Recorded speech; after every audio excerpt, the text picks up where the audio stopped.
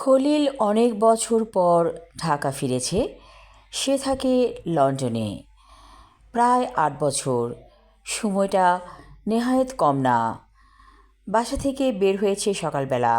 মাকে বলেছে একটু ঘুরে আসি। খলিলের ফ্যামিলি থাকে লন্ডন, সে একাই এসেছে। অনেক বছর আগে একটা বোঝাপড়া ছিল, সেই বোঝাপড়াটাকে আবার নতুন করে ঝালাই করতে হবে। খলিল হাঁটছে গলির মোড়ে। হঠাৎ একটা সিএনজি পাশ কাটিয়ে যাচ্ছিল।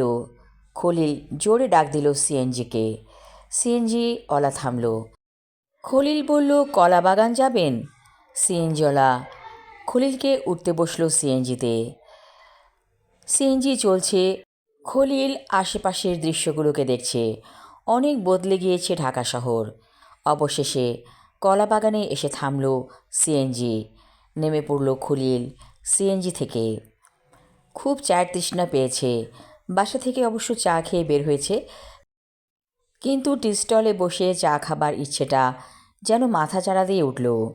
খলিল আশেপাশে তাকাচ্ছে, দেখছে কোনো চায়ের দোকান দেখা যায় কি না। হঠাৎ দূরে দেখল একটা চায়ের দোকান। সেখানে যে বেঞ্চিতে বসে পড়ল খলিল। একটি তরুণী চটের ব্যাগ কাঁধে, সে বসে চা খাচ্ছে। বসন্ত বাতাস বইছে চারপাশে। সেই বাতাসে মেয়েটির শাড়ির আঁচল উড়ছে।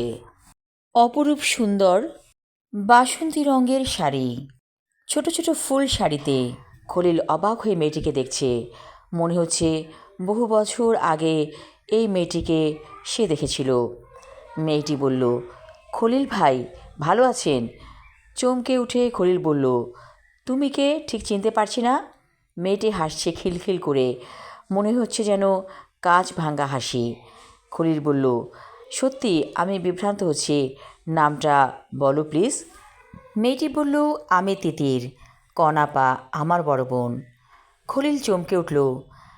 যে বোঝাপড়াটা ও করতে এসেছে কলাবাগানে, এত সহজেই সমাধান হবে ভাবতেও পারেনি খলিল।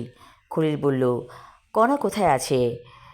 হেসে বলল, তিতির আমাদের বাসাতেই থাকে, আপার হাজবেন্ড মারা গিয়েছে। খলিল বলল, আমি যেতে চাই তোমাদের বাসায়, নিয়ে যাবে? তিতির বলল, অবশ্যই নিয়ে যাব, কেন নয়। আমি আমার লেখা ছোট গল্প বসন্ত হাওয়া পর্ব 1 পড়লাম। পরবর্তী অংশ থাকবে আগামী পর্বে। ধন্যবাদ।